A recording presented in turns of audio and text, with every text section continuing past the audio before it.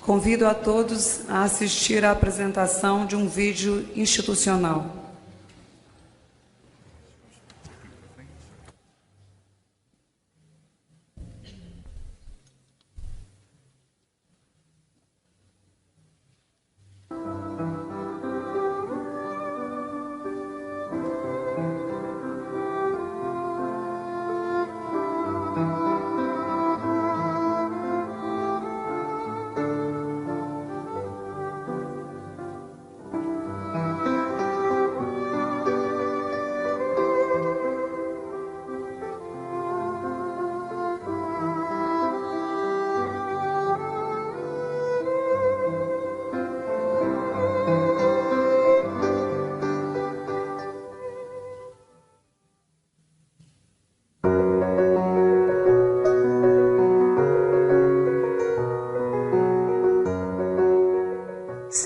Anos de exposições,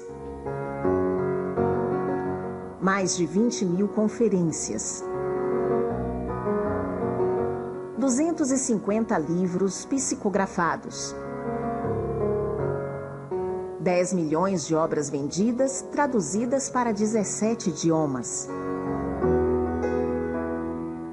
80 títulos de cidadania honorária conferidos no Brasil, auxílio a mais de 160 mil pessoas a saírem da miséria. Mais de 35 mil crianças assistidas. 600 filhos, 200 netos.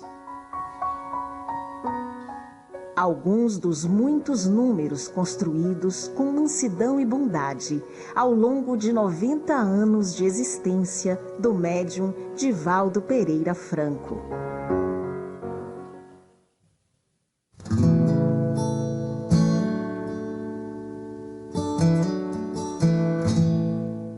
Em 5 de maio de 1927, a cidade de Feira de Santana, na Bahia, recebia em seus braços Divaldo, que mais tarde seria filho do mundo. Desde menino, já se comunicava com os espíritos, se colocando aberto ao trabalho na seara do Cristo. Seu empenho, trabalho incansável, carinho e benevolência fariam daquele menino baiano um dos maiores médiuns e divulgadores do espiritismo internacionalmente.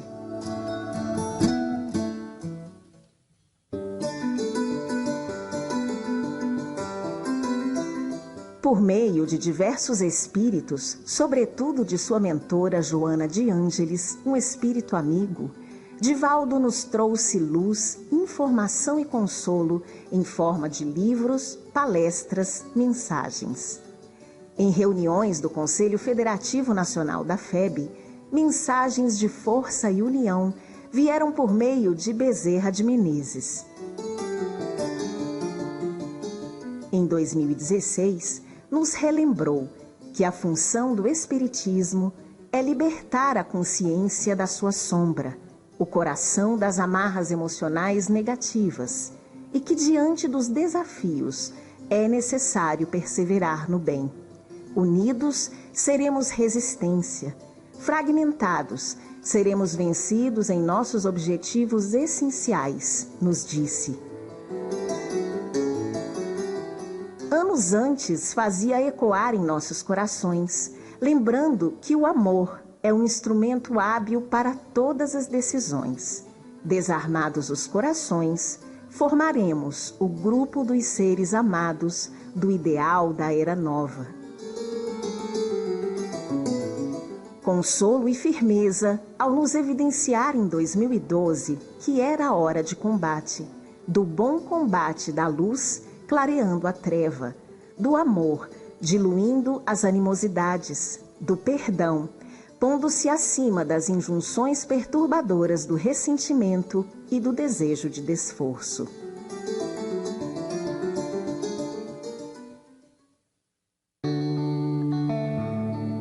No seio da periferia de Salvador, ele construiu, ao lado de Nilson, a Mansão do Caminho, um verdadeiro lar de amor para muitos.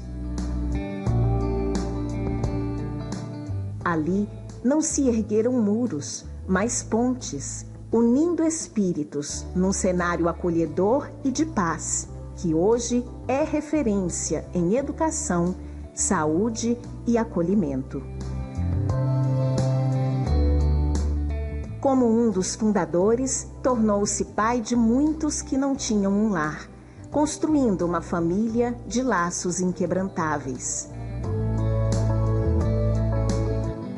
Ao longo de 9 décadas, Divaldo Franco semeia estrelas em formas humanas, de corações gratos e repletos. O semeador segue adiante, não olha para trás. Os anos passam e ele caminha, percorrendo as leiras do coração humano.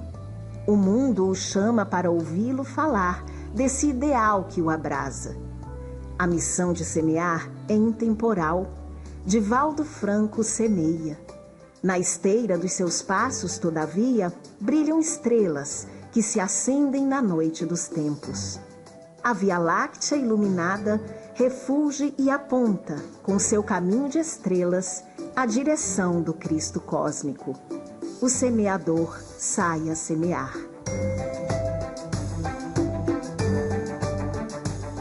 Da Federação Espírita Brasileira, a Casa de Ismael, e em nome de todo o movimento espírita, nosso carinho, estima e agradecimento a este eterno trabalhador do Espiritismo, nosso semeador de paz, amor e bondade.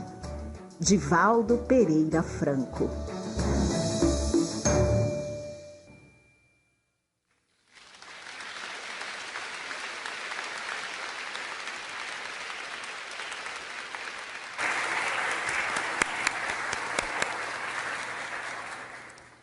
Boa tarde a todos. Eu gostaria de imensamente agradecer a Deus essa oportunidade, a oportunidade que recebi como deputada de ter a honra de promover essa sessão solene, que honra essa casa e que honra o Brasil. Eu vou fazer a leitura das palavras do nosso presidente, Rodrigo Maia, sobre essa sessão solene em homenagem ao evento que essa casa realiza.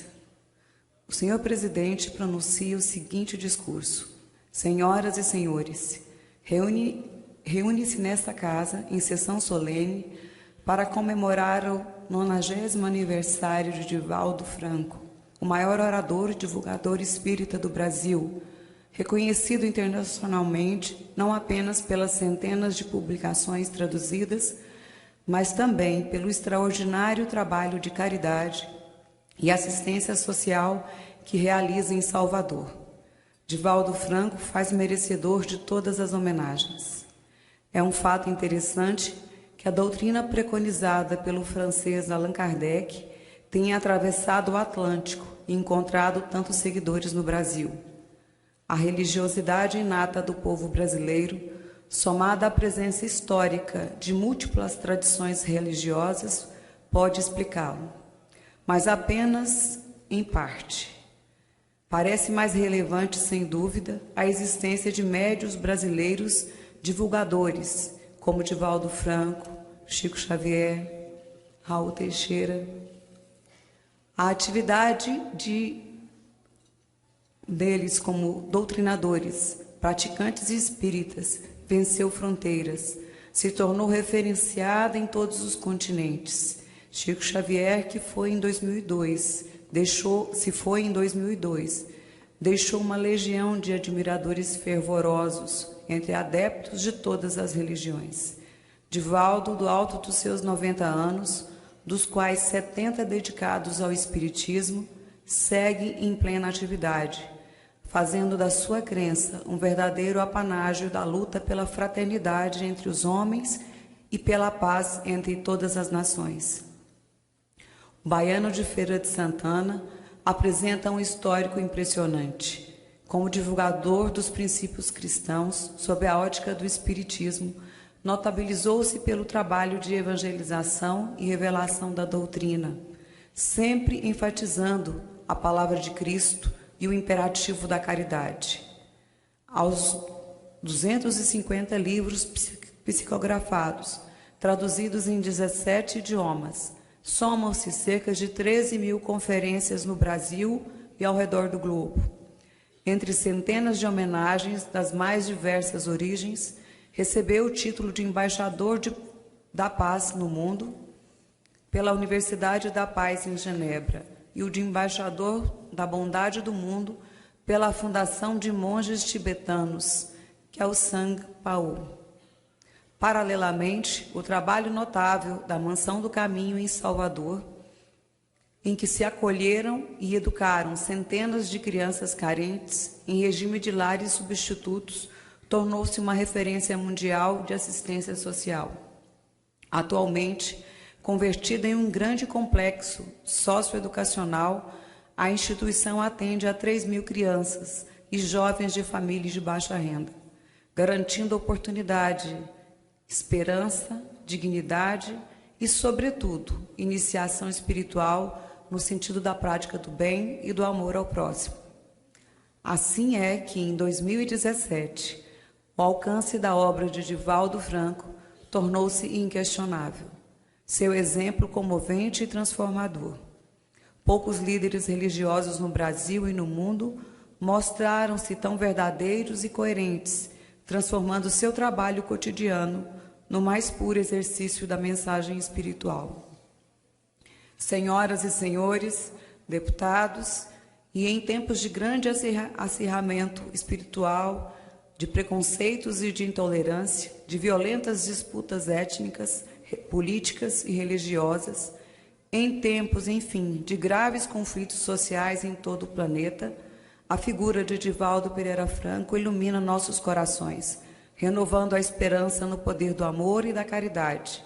É por essa razão que esta casa faz questão de render suas homenagens, enaltecendo a trajetória de um brasileiro de 90 anos que dedicou toda a sua vida à prática do amor ao próximo, à construção da paz e à divulgação do cristianismo. Assim pronuncia o nosso presidente Rodrigo Maia.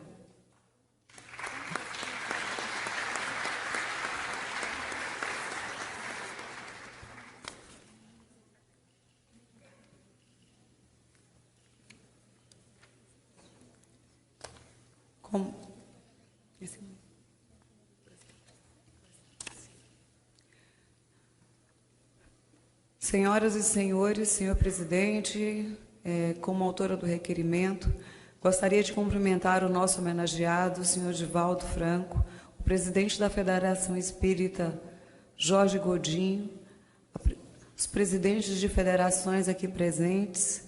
Em nome, gostaria de saudar Leila Ramos, presidente da Federação Espírita do Tocantins, eu não sei se ela está presente, em nome dela saudar todos aqueles que estão aqui presentes e que nos acompanham pela TV Câmara, por esse Brasil.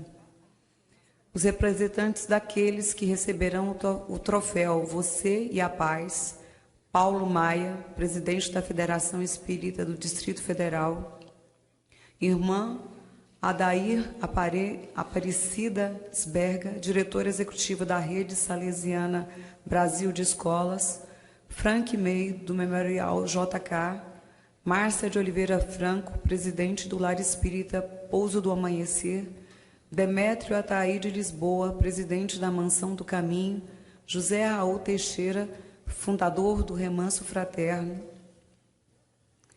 Quando requeri a realização dessa sessão solene, já sabia que este seria um momento de grande emoção e de muita alegria. É tomada por bons sentimentos e certamente compartilhada por todos os presentes que participam dessa homenagem aos 90 anos de nascimento do senhor Divaldo Pereira Franco, nessa encarnação. Todos estamos aqui porque, em algum momento, fomos inspirados pela felicidade, pela dedicação, pelas palavras de amor que caracterizam o nosso homenageado em seus 90 anos de vida e em 70 anos de divulgação da doutrina espírita. É também nosso desejo abrir todas as portas ao nosso alcance para a difusão da mensagem do amor ao próximo. É isto que encontramos na figura do nosso querido Divaldo, uma pessoa que, com impressionante vitalidade, não poupa esforços em busca da paz no Brasil e no mundo. No momento em que os conflitos e a intolerância se fazem presentes, é de grande valor ouvir suas palavras e vê-lo afirmar: a paz não é uma ficção. Ainda mais grandioso é comprovar a verdade dessas palavras no exemplo de suas ações. Desde muito jovem, Divaldo Franco dedica sua vida aos outros, seja por meio dos livros que psicografou, seja por meio das suas palestras, seja por meio do trabalho desenvolvido na Mansão do Caminho. Em cada uma dessas atividades, ele pregou a paz e influenciou a vida de milhares de pessoas. Os números falam por si. Em 70 anos de permanente dedicação, foram mais de 250 livros publicados, incontáveis palestras e milhares de pessoas atendidas. Destaco minha admiração pessoal pelos programas na área da educação e da formação, além de ser um dos mais importantes líderes espíritas do país e do mundo. É também professor, tendo cursado a Escola Normal Rural de Feira de Santana. A educação de crianças e jovens sempre fez parte da sua missão, o que resultou inicialmente no acolhimento de mais de 600 crianças órfãs e necessitadas em lares substitutos. Educar continua sendo uma das principais missões da Mansão do Caminho, que atualmente conta com a creche, escola infantil, de ensino fundamental, curso de informática, centro de artes, educação integral de adolescentes, tudo voltado para aqueles que mais precisam. Destacamos ainda o movimento Você e a Paz, por meio do qual Divaldo Pereira Franco realiza palestras com o fim de promover uma vivência pacífica entre as criaturas humanas. É seu objetivo levar os indivíduos a refletir sobre a renovação dos nossos sentimentos, a mudança de comportamento, a fim de superarem as condutas de violência, agressividade tão presente na conjuntura atual. Faz parte dessas iniciativas a entrega do troféu Você e a Paz, que será realizada nesta sessão solene. Neste ano serão homenageados Joana Angélica de Jesus, a grande mentora de Divaldo, Jerônimo Mendonça Ribeiro, um homem que, mesmo com grandes limitações físicas, dedicou também a sua vida à divulgação da doutrina e às causas sociais no interior de Minas Gerais. Remanso fraterno, aqui na figura do nobre e querido Raul Teixeira, que promove ações sociais e educacionais com base na doutrina espírita. Dom Bosco, importante missionário da educação cristã da juventude, que ainda no século XIX sonhou com Brasília, e Juscelino Kubitschek, figura histórica da política brasileira e o responsável pela concretização do sonho de Dom Bosco, quando transferiu a capital brasileira do Rio de Janeiro para o Planalto Central. Todos esses, assim como Divaldo Pereira Franco, são pessoas que trabalharam em prol da paz para a humanidade. E é esse o serviço de amor, de doação de si, exemplo de fraternidade que queremos aqui reconhecer. Nos 90 anos de nascimento do senhor Divaldo Pereira Franco, registro nossa imensa gratidão por suas palavras de paz, sabedoria e respeito. Palavras que, junto às suas ações concretas, têm tido o condão de tornar o mundo um lugar melhor. Muito obrigada.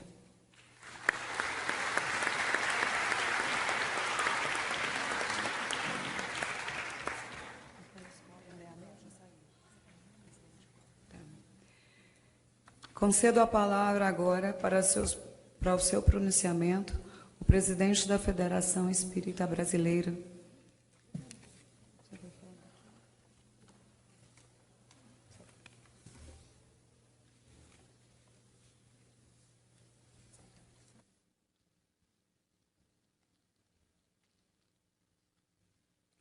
Senhoras e senhores, muito boa tarde. É com muita alegria que aqui estamos em nome do Movimento Espírita Brasileiro. Um momento em que a Casa Dita do Povo oferece a oportunidade para que o maior divulgador que nós temos da mensagem cristã, à luz da doutrina espírita, além de ser homenageado, possa também nos proporcionar, como sempre o fez, a sua palavra de conforto e de consolo. Nós, do Movimento Espírita, agradecemos de todo o nosso carinho, respeito à casa que nos proporciona esta oportunidade de aqui podermos estar, homenageando não só a pessoa física do Divaldo, que ao longo das suas 9 décadas de existência, de 70 anos de oratória e de um testemunho, vencendo todos os desafios, obstáculos, como um espírita cristão, como todos nós conhecemos. Assim, é com muita alegria que nós nos utilizamos deste momento para agradecer e desejar a todos que neste clima de paz, já que nós estamos vivendo um momento em que esta paz é tão necessária, nós possamos construí-la em nós mesmos. Muito obrigado e que possamos ter uma boa tarde.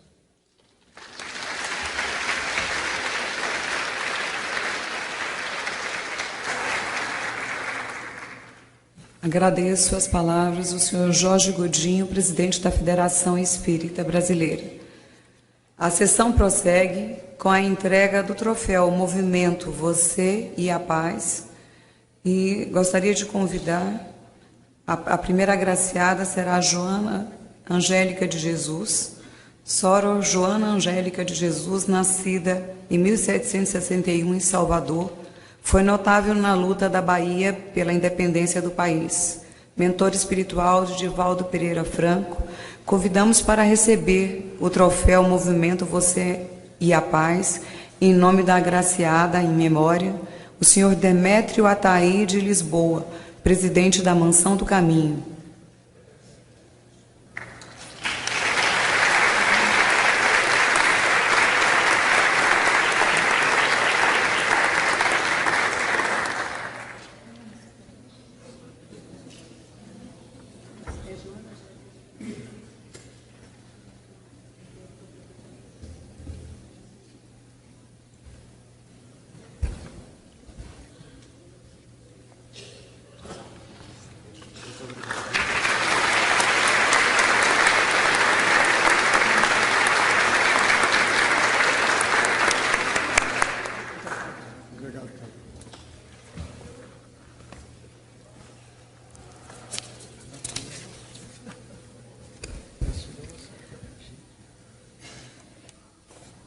Agraciado, Remanso Fraterno.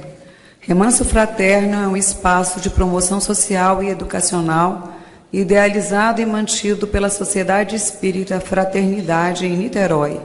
Convidamos para receber o troféu Movimento Você e a Paz, em nome do agraciado, o senhor José Raul Teixeira, fundador do Remanso Fraterno, que o receberá das mãos do senhor Divaldo Pereira Franco.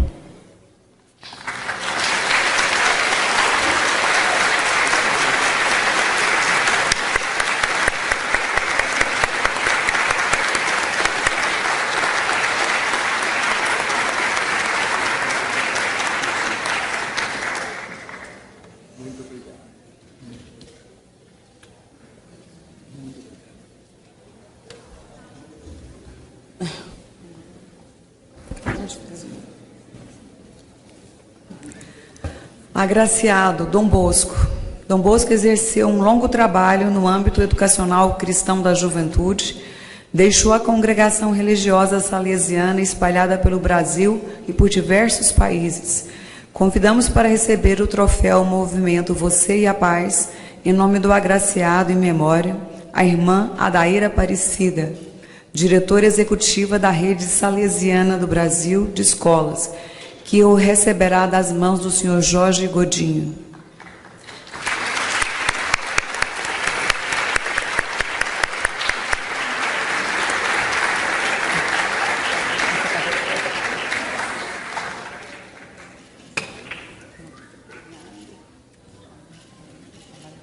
Obrigada, eu também agradeço. Você aproveitar. Parabéns pelo trabalho, viu?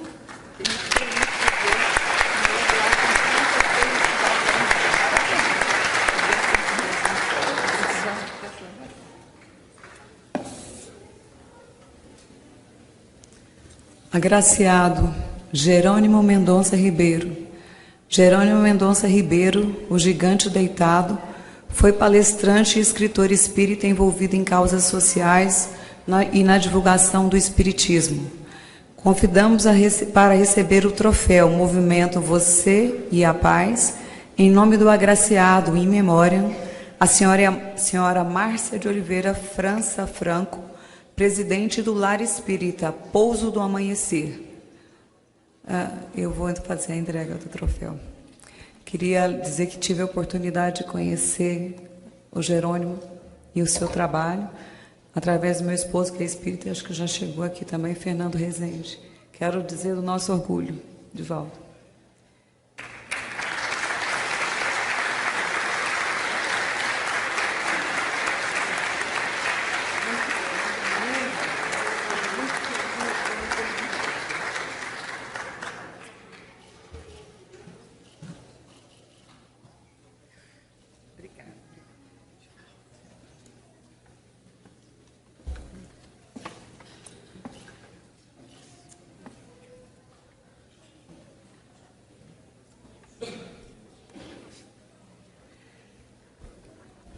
Agraciado Juscelino Kubitschek de Oliveira.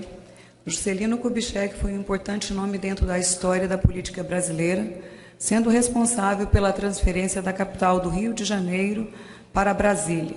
Convidamos para receber o troféu Movimento Você e a Paz, em nome do agraciado in memoriam, o senhor Paulo Maia, presidente da Federação Espírita do Distrito Federal, que o receberá das mãos do senhor Divaldo Pereira Franco.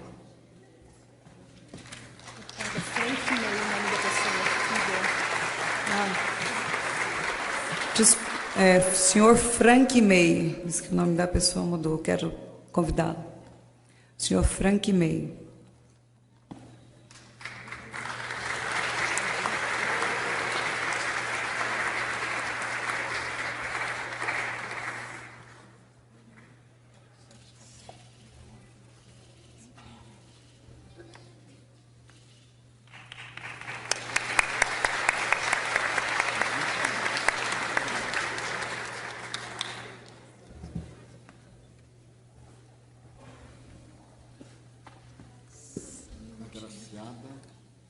A deputada professora Dorinha Seabra Rezende.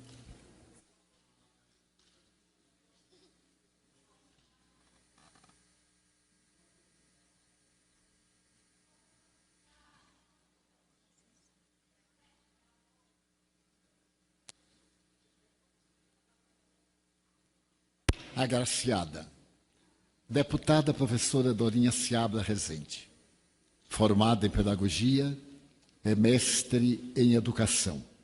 Foi secretária estadual de Educação e Cultura de Tocantins de 2000 a 2009 e é deputada federal em segundo mandato.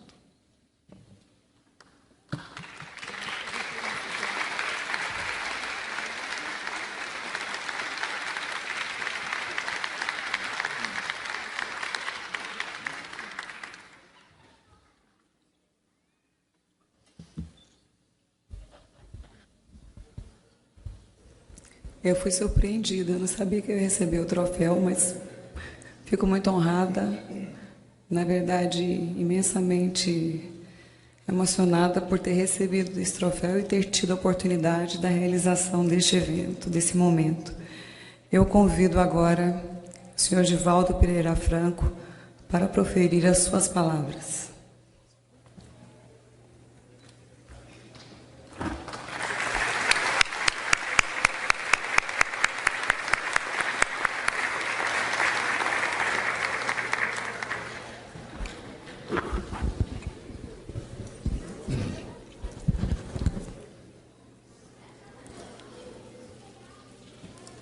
Excelentíssima senhora deputada, professora Dorinha, muito digna presidente em exercício e autora do projeto, digníssimos deputados presentes e outras autoridades, senhoras, senhores, caras amigas e amigos que nos acompanham através da TV Câmara, nossos votos de muita paz. Poderíamos dizer, sobre o aspecto antropossócio-psicológico, que o ser humano é uma criatura violenta. Desde recuadas épocas, a antropologia, fazendo as suas investigações, encontra naqueles biótipos do período do gelo 5.000 anos no Tirol, 9.000 anos no estado de Washington, nos Estados Unidos da América, a evidência da ferocidade da criatura humana. Todos esses indivíduos que têm contribuído para o estudo profundo do ser humano apresentam marcas violentas da guerra.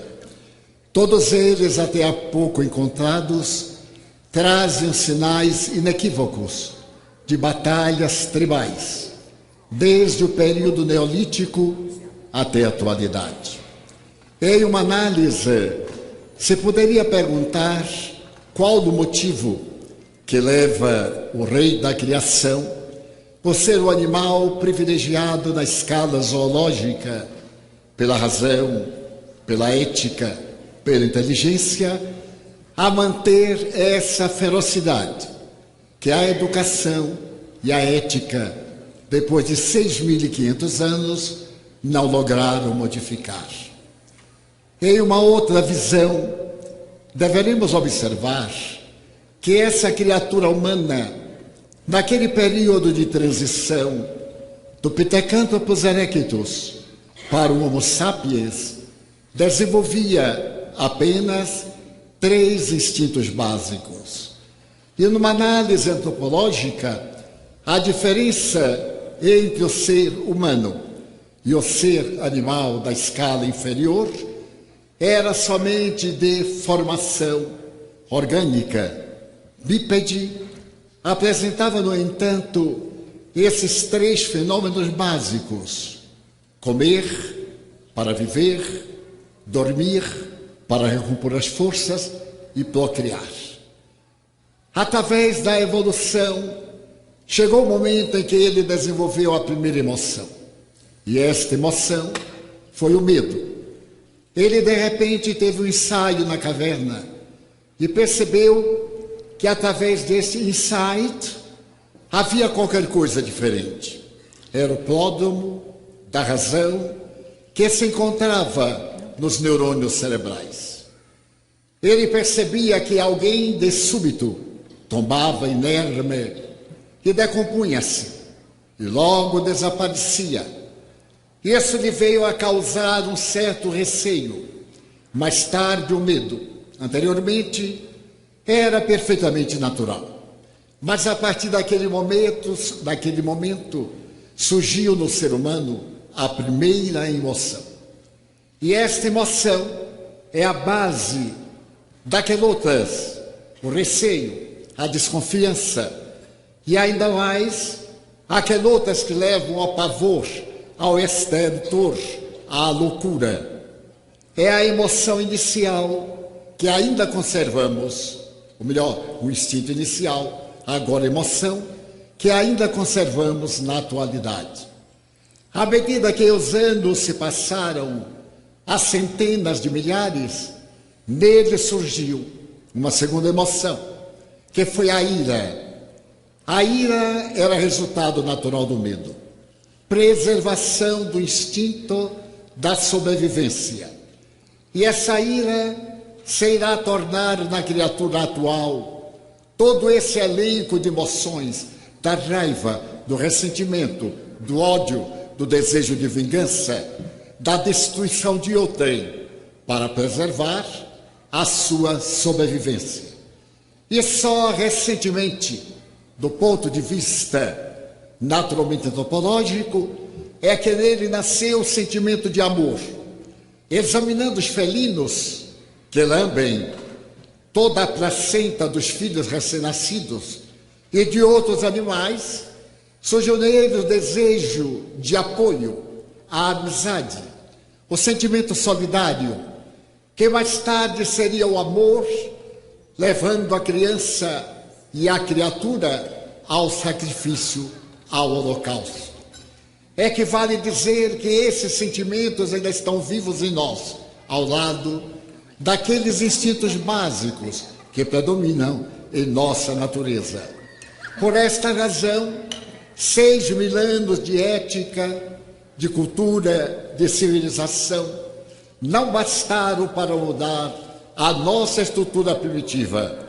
Diríamos como Freud, temos o verniz social, mas se alguém nos pisar o pé, o ser selvagem que está adormecido avança e naturalmente agride, em movimento natural de defesa da própria vida. Coube ao Mahabharata, a coleção dos livros grandiosos da Índia, uma análise dessa realidade do ponto de vista transcendental. Quando Krishna tem a oportunidade de dialogar com o seu discípulo Arjuna e de dizer-lhe: tu és um príncipe Pandava e deves lutar contra todos aqueles que são teus inimigos. Os Pandavas são poucos, mas aqueles outros, os Guruvas, são muitos. E é necessário que tu lutes para ganhares a felicidade que está reservada. E o jovem contempla o mestre insigne e pergunta: mas afinal, quem são os Guruvas? E responde: são teus parentes, teus pais, teus tios, teus irmãos, teus amigos, e deverás matá-los, a fim de que possas sobreviver. O jovem aturdido e discípulo volta interrogado o insigne mestre: matar? Matar aqueles que fazem parte do meu clã, que são a minha vida? Sim, eles devem morrer, porque são maus. Os Pandavas são as virtudes, o bem, a compaixão, a misericórdia, o amor, a abnegação e a benemerência.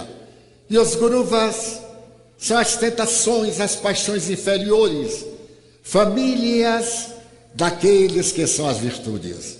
As virtudes são poucas, mas as imperfeições são várias. E tu deves lutar para superá-las dentro de ti e te tornares o pai de uma raça e de uma humanidade. Uma grande tristeza, diz o Mahabharata, tomou sobre o jovem discípulo, que não pôde ocultar as lágrimas. Vivemos hoje a mesma crise de violência de épocas muito recuadas. Parece que a sociedade não aprendeu a lição magnífica de Jesus Cristo, porque nas páginas da história antes dele, o amor era visto sob um aspecto do clã, do interesse, o aspecto da evolução pessoal, e ficou atado às lições da teologia.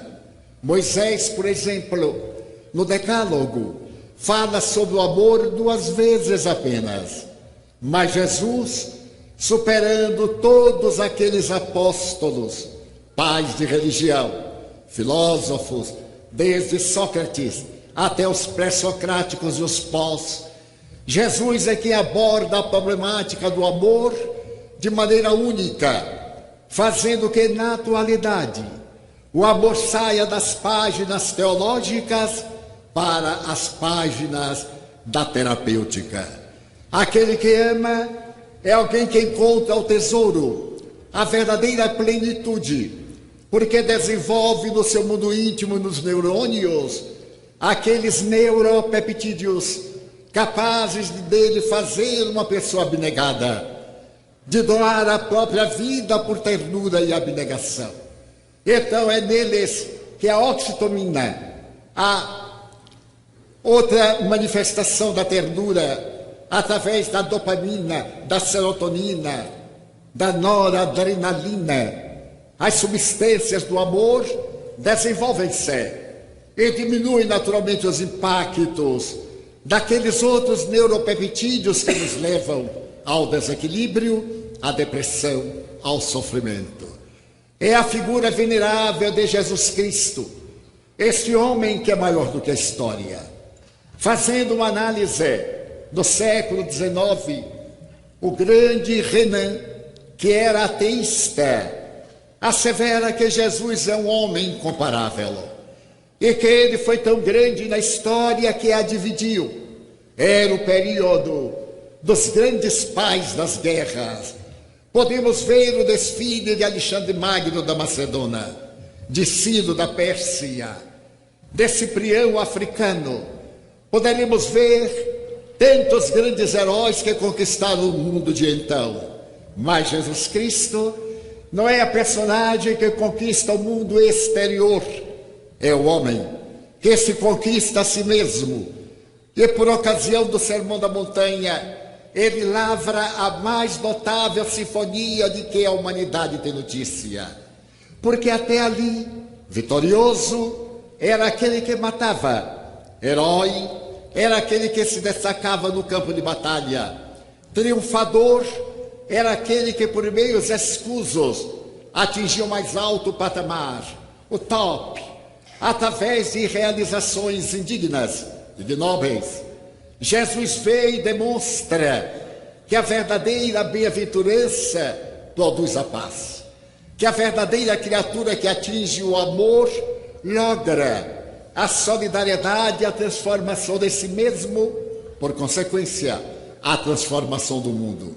E ele dá a sua vida, amando desde as tascas miseráveis, onde convivia com a ralé, a ebriez, com as mulheres equivocadas, até o palácio dos príncipes, onde ele atende Nicodemos e onde ele tem a oportunidade de ser exibido à massa. A sua é uma vida de amor. Por mais que desejemos interpretar Jesus Cristo, não logramos. Em uma análise muito profunda, estabeleceu-se que o homem mais biografado do mundo foi Napoleão Bonaparte. 250 mil biografias. Jesus Cristo ultrapassam 500 mil biografias. Naturalmente, nem todas favoráveis. Desde Jesus superstar, dos Beatles, até Jesus o herói, Jesus o covarde, Jesus de Nazaré, Jesus o mártir. É uma figura que fascina as criaturas humanas, exatamente pela sua capacidade de amor. Mesmo aqueles que não têm vínculo religioso, nem nenhuma formação ética, dobram-se na história diante de duas personagens, Jesus Cristo e Francisco de Assis, cuja data de desencarnação celebramos anteontem. Então esse Jesus vem nos dizer que é indispensável triunfar sobre si mesmo. E 19 séculos depois, o egrégio codificador da doutrina espírita, Allan Kardec, veio estabelecer que vitorioso é aquele que consegue superar as más inclinações, atingir o ápice da inferioridade moral, dos instintos, para transferir-se para as emoções superiores, e proclama que esse meio é a caridade. A caridade, que é o amor na sua expressão mais elevada. Foi pensando nessas realidades, diante da violência humana, que a Unesco, no ano 2000, apresentou um memorando aos governos do mundo, explicando que a paz era possível. Através de 6 itens, podia-se viver em paz. O primeiro item era um grande convite a preservar a paz, preservá-la onde quer que a encontremos. O segundo item é trabalhar em favor daquilo que está realizado. O terceiro item, manter a tolerância. O quarto item, ouvir para compreender. E o quinto item era apresentar sentimento de nobreza para coroar com o da solidariedade. Recordar-se da solidariedade. Como dizendo que em algum tempo fomos solidários, apesar de hoje sermos solitários. E só há solidão porque há falta de solidariedade. Então chegamos às crises que hoje tomam conta da Terra, como aconteceu com todas as civilizações do passado, prenunciando uma era nova. Mas logo depois que a Unesco publicou o seu convite ao mundo para a paz, 11 de setembro, veio com a tragédia nos Estados Unidos e no mundo, e a violência de Bin Laden e de outros fanáticos de vários jaez modificaram a estrutura da Terra. Hoje, poderíamos aqui repetir a palavra do filósofo, do teólogo americano Rolando May: somos individualistas, sexistas e consumistas. Temos a preservação de cuidar do ego, de desfrutar do ego e de vivermos para o ego. E, em consequência, somos criaturas em crise, pessoas que perdemos o objetivo da vida. Em linguagem psicológica, pessoas vazias, existencialmente vazias, que derrapam na depressão e, consequentemente, no suicídio. É necessário fazer alguma coisa, e foi o que nós pensamos no fim do século passado: desencadear um movimento em favor da paz. Nenhum governo, nem esta nobre casa de legislatura podem oferecer paz a qualquer pessoa. Estabelecem os códigos, mas é a vivência de cada qual que gera a paz. Nesse momento, o Brasil está em paz. Não estamos lutando contra nenhuma nação, estamos lutando uns contra os outros. Aqui estamos com índices de violência inimagináveis. Aqui estamos vítimas do horror e especialmente do temor. Guardamos o sentimento de medo, esse atavismo, por mais de 20 mil anos, e conservamos este medo ainda dentro de nós, que nos faz criaturas individualistas, esquecidos que somos animais gregários, que necessitamos uns dos outros, que ninguém é tão autossuficiente que não necessite de outrem. Então, lançamos em Salvador o movimento Você e a Paz. Quando cada qual se pacifica, inevitavelmente torna-se pacificador. Na hora em que ele muda, também o mundo muda. Os rotários têm no símbolo da roda dentada uma frase peculiar que me parece pessimista: aquele que não vive para servir, não serve para viver. Eu diria: aquele que não vive para servir, ainda não aprendeu a viver. Porque todos servimos para a vida. É necessário mudarmos o hábito egotista, a herança da sobrevivência. E é nesse sentido que eu me recordo de um fato bem peculiar. Durante a guerra do Vietnã com os Estados Unidos, o Vietnã do Norte, comunista, também chamado de Vietcong, no momento mais duro da batalha, um jovem tenente da aviação estava sobrevoando o campo Vietcong e o míssil atingiu seu avião. Ele ejetou a cadeira de piloto, o paraquedas abriu, ele teve a vida salva e caiu em território inimigo.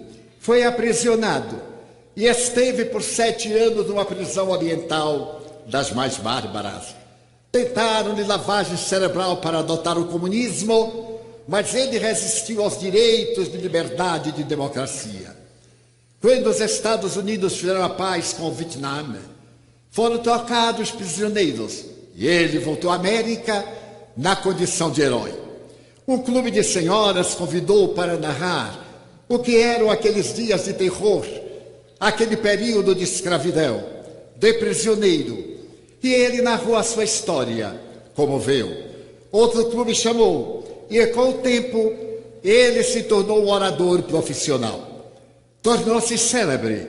Certa feita havia terminado uma das suas conferências no hotel de luxo em Nova York e desceu a tomar um café no bar. Já era a hora avançada da noite. De repente ele percebeu um cavalheiro que o olhava insistentemente. Ele, constrangido, resolveu sair e o cavalheiro o acompanhou. Ele acelerou o passo e o indivíduo também. Ele então voltou-se abruptamente para saber de que se tratava. E nesse momento o estranho gritou: Tenente Plumb. Ele disse: pois não, Coronel Plumb. Ah, eu me lembro do tempo em que o senhor era tenente. Eu trabalhava com o senhor, no seu pelotão. Eu era soldado, mas eu era insignificante. Mas trabalhava lá. Fico muito feliz de vê-lo, porque eu soube que o tenente, aliás, o coronel, foi levado do campo de batalha para a escravidão entre os Vietcongs. E que, no momento pior que a sua nave explodiu, pôde ajetar a cadeira e, naturalmente, o paraquedas abriu-se e o tenente foi salvo. Meus parabéns. Mas eu estou muito feliz porque quem dobrou seu paraquedas fui eu. E o paraquedas funcionou. Então eu quero dizer ao tenente que, apesar de ser desconhecido, um anônimo, um ninguém, era eu quem dobrava o seu paraquedas. Ele foi tomado de espanto e descobriu-se, agora que era célebre, que a sua vida houvera estado nas mãos daquele estranho, daquele soldado sem nome, que era encarregado de dobrar paraquedas, e que eu fazia muito bem. Passou, a partir daquele momento, a iniciar as suas conferências perguntando: quem dobrou seu paraquedas hoje? Porque alguém dobrou o nosso paraquedas hoje. É que vale dizer que nós somos portadores de paraquedas bem ou mal dobrados, ou somos dobradores bons ou maus de paraquedas para sobreviver. A nossa vida tem um sentido psicológico, segundo o pensamento notável de Viktor Frankl. Mas Carl Gustav Jung dirá isso de uma maneira mais interessante. A vida de um ser que não tem ideal não é uma vida, é uma vegetação. É necessário que tenhamos um ideal, e esse ideal é a paz. Quando nós temos paz, o mundo é melhor. Quando conseguimos realizar a paz íntima, nós conseguimos estar perfeitamente sincronizados com o universo. Se somos portadores de uma crença religiosa, estaremos com Deus, mas se não somos, não é importante. É importante que sejamos cidadãos honestos, dignos, e que estejamos com a consciência tranquila para sintonizarmos com o universo. É por esta razão e por outras tantas que lançamos o nosso movimento em Salvador e depois levamos por várias cidades do país, várias cidades europeias, Paris, Londres, Zurique, Viena, Portugal, em várias cidades e etc., porque sem paz o indivíduo perdeu o contato consigo mesmo. E é por isso que Jesus anunciou: eu vos deixo a minha paz, eu vou-lhe dou. Não a dou como outro dá, dou-a como somente eu posso dar. O que é a paz? De que resulta? De uma consciência tranquila, de um caráter reto e de ações dignificantes. Então temos hoje a imensa satisfação de, nesta Casa das Leis, apresentarmos o nosso programa, referindo-nos por segunda vez e de homenagearmos pessoas que são de paz, que trabalham para a paz, que são fomentadoras da paz, e desejar a todos aqueles que nos honram com a sua generosa atenção, para que trabalhem interiormente em favor da sua paz, a fim de que o mundo seja melhor. Nós podemos acabar a crise. A crise é de criatura humana, que contamina outro, forma o grupo, atinge a cidade, a comunidade, o país e o mundo. Então é necessário que revertamos a crise amando. Se alguém não gosta de nós, o problema é dele, que toda vez que nos veja vai ter dor de cabeça. Mas quando nós não gostamos, o problema é nosso. É necessário que nos desarmemos, que acabemos com o individualismo. Ao nosso lado está alguém que não enxergamos, e nos utilizamos do Zap para consolar uma pessoa que está na China ou que se encontra além da Antártica. Porque para nós a fantasia virtual é mais importante do que o contato humano. Na minha condição de uma pessoa bastante idosa, não muito, reagi quando a cibernética jogou no ar as comunicações virtuais. E dizia-me, eu nunca entrarei nisso. Havia sido datilógrafo, eu sei que muita gente não sabe o que é, mas eu sou sobrevivente da datilografia.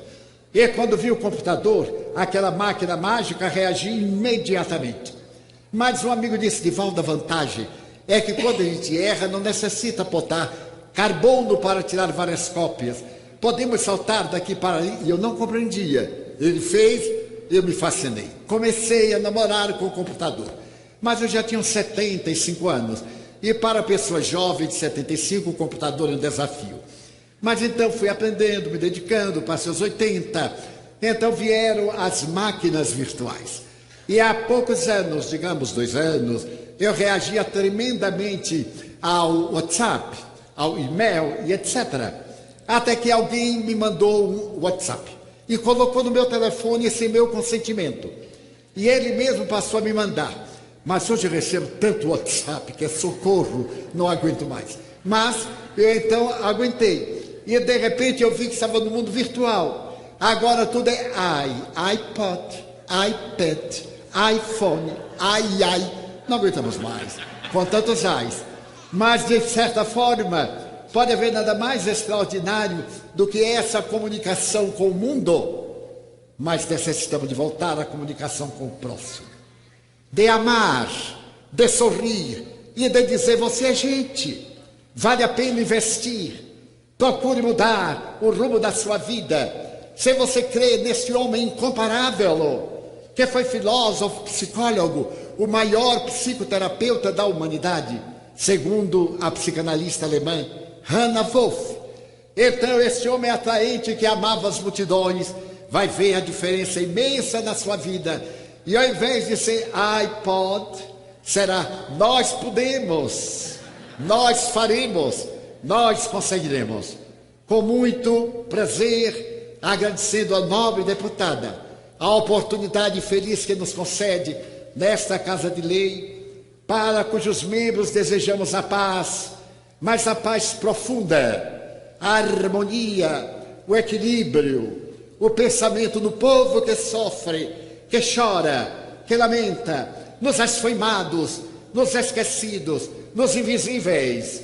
Nós então podemos dizer que vale a pena viver, que a terra não é o vale de lágrimas, que aqui não é o inferno onde expungimos as imperfeições, é a sublime escola do nosso aperfeiçoamento moral.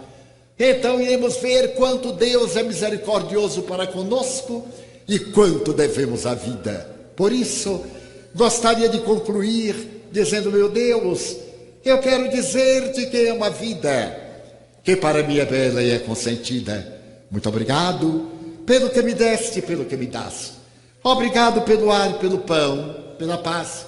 Obrigado pela beleza que os meus olhos veem no altar da natureza. Olhos que veem o céu, a terra e o mar, que acompanham a ave ligeira que voa fagueira pelo céu de anil e se detém na terra verde salpicada de flores em tonalidades mil. Muito obrigado, Senhor, porque eu posso ver, meu amor, mas diante da minha visão eu detecto os cegos que se debatem na escuridão, que choram na solidão, que tropeçam na multidão. Por eles eu oro e imploro comiseração, porque eu sei que um dia, na outra vida, eles também enxergarão.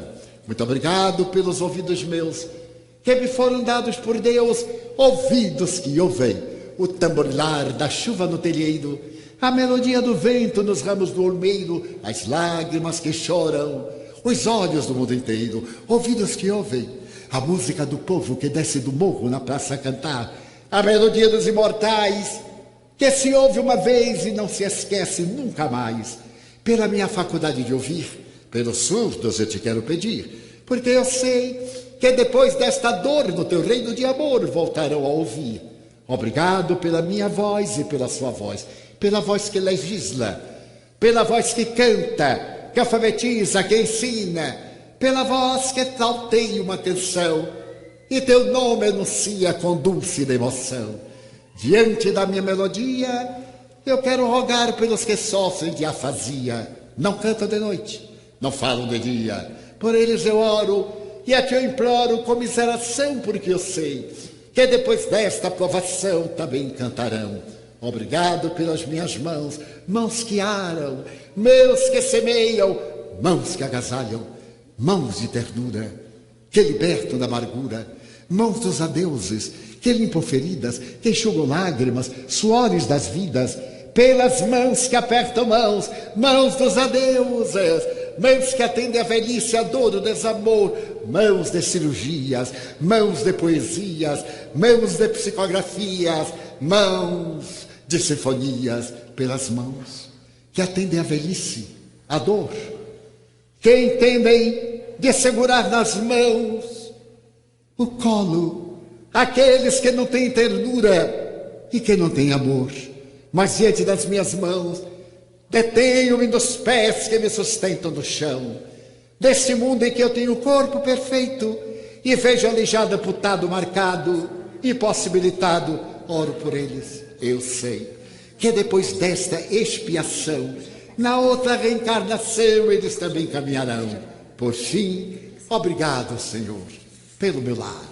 É tão maravilhoso ter um lar. Não é necessário que seja um duplex, uma mansão, um bangalô, seja lá o que for, uma casa, um caminho, um ninho, mas onde exista a figura do amor. Amor de mãe ou de pai, de mulher ou de marido, de filho ou de irmão. A presença de um amigo, alguém que nos dê a mão, porque é muito triste viver na solidão. Mas se eu não tiver a ninguém para me amar, nem um teto para me agasalhar, nem uma cama para deitar, nem um gato ou um cão para me acompanhar, nem aí me esquecerei. E te quero dizer da minha imensa gratidão porque nasci. Então, Senhor, muito obrigado, porque creio em Ti, pelo Teu amor. Obrigado, Senhor, pela sua atenção. Muito obrigado, senhores.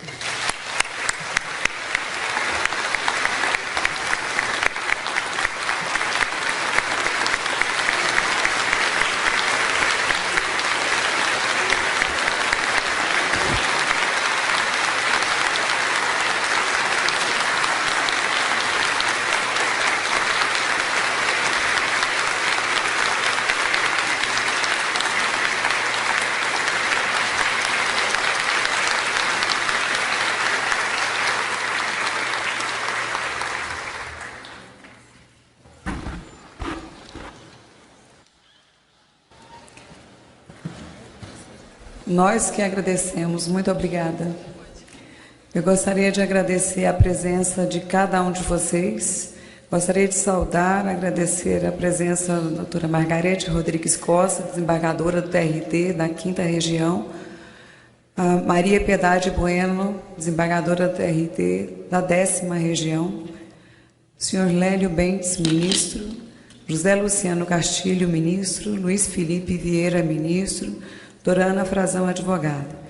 Gostaria de dizer mais uma vez do orgulho e da oportunidade que todos nós tivemos de viver esse momento em comemoração aos 90 anos da história, de trabalho, de espiritualidade do Divaldo Pereira Franco, e que essa casa, que lida com tanta diversidade, teve a honra de realizar essa sessão solene. Quero, em nome do nosso presidente Rodrigo Maia, desejar sucesso, trabalho, em especial aos milhares de brasileiros que acreditam na paz, na esperança e na vida. Muito obrigada e declaro encerrada essa sessão solene, dizendo parabéns e fique sempre conosco.